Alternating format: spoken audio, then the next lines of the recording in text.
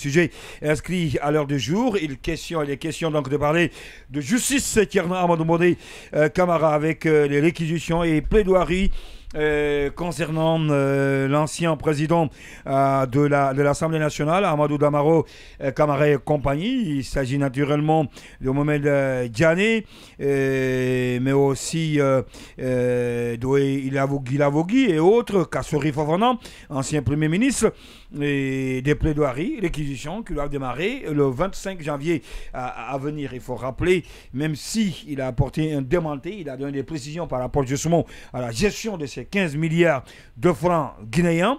Je pense qu'il avait donné des informations, des explications comme quoi ce n'est pas 15 milliards de francs guinéens plutôt, parce qu'il y a une bonne partie de cette somme d'argent qui avait été déjà destinée à autre chose. Et donc le président avait apporté des précisions, le président de l'Assemblée nationale, bien que tout cela fut fait, et l'homme reste toujours accusé. On dit 15 milliards de francs guinéens. Il faut le rappeler, hein, cette somme était destinée à la construction du siège de l'Assemblée nationale. Ouais, et pour être complet, il faut dire que c'était une prévision budgétaire. Oui. Il n'y avait pas une manne qu'on avait mise dans un sac. C'était prévision, voilà, et non pas provision. Voilà. Donc provision, ça existe. Oui, ça aide à comprendre. Prévision, c'est juste des lignes papier. L'argent n'était pas encore là. Exactement. Voilà, en termes clairs, oui. Voilà, donc, oui, c'est vrai. Hier, moi, j'étais dans la salle d'audience de la CRIEF, la Cour de répression des infractions économiques et financières. Je suis venu, certes, un peu en retard, mais je trouvais l'honorable Damaro en train de répondre aux questions du tribunal. Et après le tribunal, bien sûr que le juge a demandé aux parties de poser des questions. Et c'est ainsi que les avocats de la défense, c'est-à-dire les avocats de M. Damaro, ont estimé que les questions qui ont été posées par le tribunal étaient suffisamment pertinentes et que les réponses de M. Damaro étaient suffisamment claires pour qu'il n'ait pas à poser d'autres questions. Et ils ont donc demandé à ce qu'on passe à l'étape ultime, à la dernière phase, au dernier virage de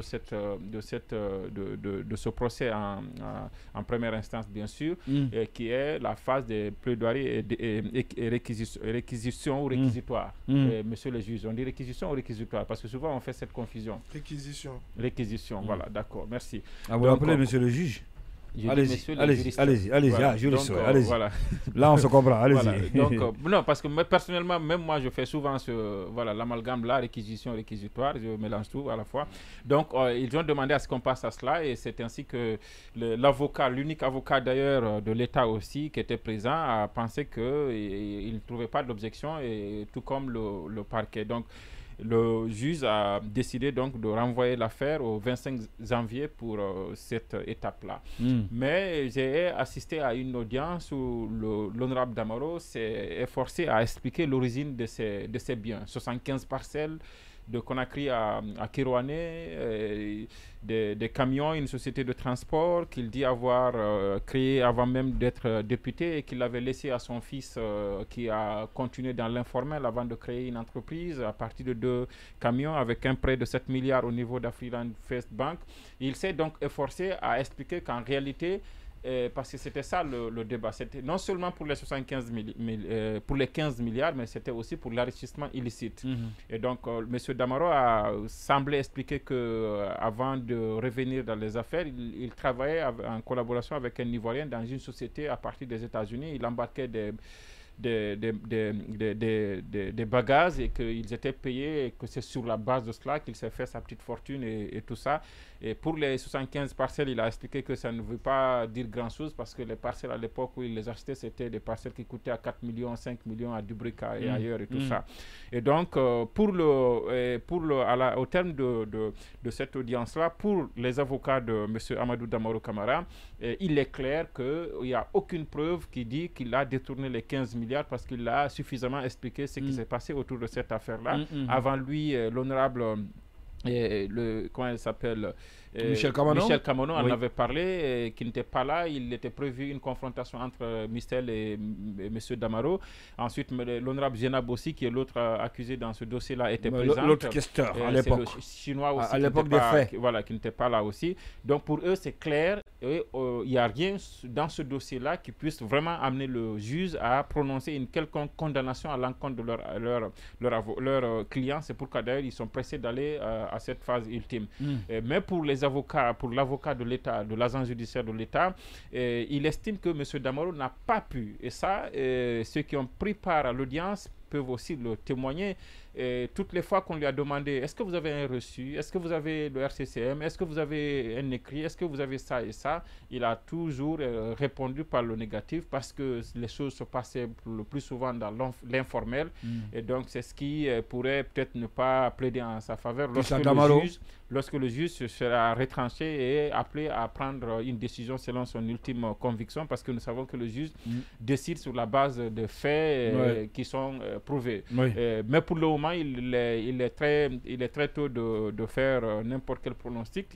On estime que le débat a eu lieu parce qu'on se souvient du départ quand la CRIEF les a renvoyés devant la juridiction de jugement. Ils avaient dit non, qu'ils hésitaient parce qu'ils n'ont pas confiance aux juges, qu'on les envoyait directement à l'abattoir et tout ça. Et il y a eu ce jeu de cachette. Chaque fois qu'on est parti, le juge était amené jusqu'à partir, se déplacer, aller juger Damaro en prison. Et ce même jour, Damaro se trouvait du côté de l'hôpital. Il y a eu tout ça. Après, ils ont finalement décidé de venir répondre. Ils l'ont fait. Les débats se sont passés. On passe maintenant à cette étape-là. Je pense que c'est salutaire. C'est une évolution qu'il faut saluer.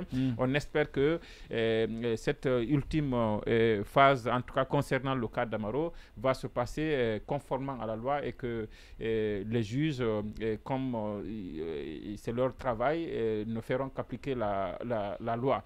Maintenant, de l'autre côté, il y a quand même beaucoup d'autres cas. Lesquels, par exemple? Il y a le cas de monsieur, comment il s'appelle, l'ancien ministre de la Défense, Mohamed Diané, qui a d'ailleurs, dont on a vu une tribune circuler dans la presse récemment, où il s'en prenait un peu au juge parce qu'il ne supportait pas que, selon lui, la justice n'ait pas ce côté humaniste ou humanitaire-là à l'égard de ceux qui sont en prison, notamment eux, parce qu'il a cité, par exemple, cette explosion qu'il a eue du côté de Kaloum. Et ils ont vécu ça comme un drame, mais aucune disposition n'a été prise ce jour-là pour leur rendre visite ou pour leur accorder, ne serait-ce que pour ceux-là qui avaient bénéficié d'une mise en liberté provisoire, au moins leur accorder cette liberté, de sécurité à la maison centrale. Exactement, leur accorder cette liberté provisoire, parce que de toutes les façons, il y a les garanties qu'ils ne vont pas fuir ce pays. Donc, et après celui-là, il y a le cas de Kassori dont on ne parle pas ces 2 jours.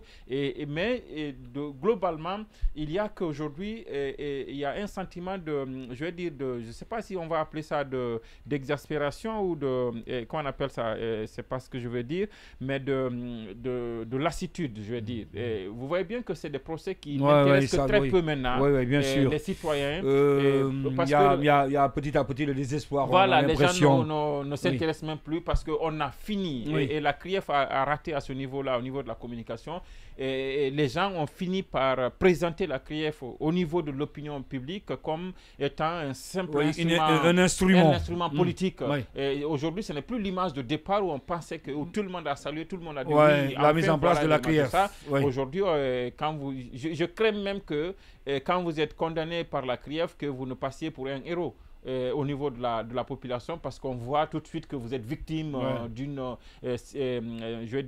d'un harcèlement judiciaire, d'un règlement de compte, alors qu'en réalité, cette CRIEF-là nous aurait aidé. Moi, je suis sûr que toutes ces personnes qui sont en prison aujourd'hui pour des faits d'enrichissement illicite et de détournement de deniers publics, qui ont passé pour certains plus de 30 ans de gestion, je ne crois pas, et eux-mêmes, ils le disaient, il n'y a pas de gestion totalement saine. On aurait pu au moins récupérer quelques francs qui ont été maladroitement peut-être placés là où ils ne devaient pas être. Mais aujourd'hui, la CRIEF, son bilan, c'est de dire on a amené 10 personnes en prison, on a amené 10 personnes, on a empêché 10 personnes de s'exprimer. Et derrière, il n'y a rien qui a été encaissé. La CRIEF ne nous dit pas aujourd'hui, par exemple, combien de francs guinéens, de milliards ont été... 100 milliards de francs guinéens qui avaient été détournés pendant les 10 ans d'Alpha Condé ou pendant les 30 dernières années. Il n'y a pas ce bilan. Donc, cette CRIEF-là, si nous devions... Alors, elle n'a pas répondu aux attentes de la population. Elle n'a pas répondu aux attentes. Et je pense qu'aujourd'hui, ces personnes-là qui ont passé plus de 2 ans hein, maintenant. Je pense qu'on Oui, peut parler de 2 ans, 2 ans, bientôt 2 ans. Ouais, il y en 2 a ans. qui sont là Oui. depuis 2 ans, Oui, qui 2 sont ans. allés un bon Ouais. matin Oui.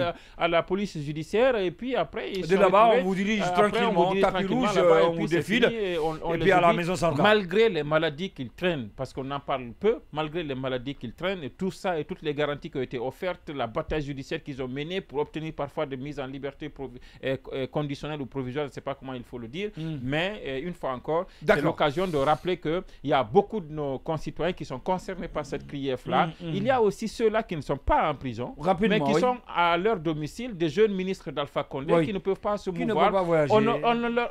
Ils ne sont pas poursuivis, mais ils ont leurs passeports qui sont bloqués, ils ne peuvent pas sortir du pays, ils sont dans une sorte de prison. Et qui sont sollicités même parfois par des institutions internationales, exactement. mais qui malheureusement ne peuvent pas bouger. Les seuls à avoir la chance, on nous disait à un moment donné que c'était le cas de M. Soimparé, l'ancien ministre de la Communication. C'est Curtis qui a pu avoir un boulot au niveau d'une société de pétrolière de la place. Ensuite, c'est l'ancien ministre de la Communication qui a eu un boulot au niveau d'une société minière de la place. Mais le reste, les autres, où ils sont devenus, je vois Dobari, je m'en moquais la fois de elle, qui est devenue blogueuse sur les réseaux sociaux. Il y a ça quand même, il faut quand même laisser les gens. Si vous les reprochez, il faut les juger, mais si on ne leur reproche rien, il faut les libérer. Oui.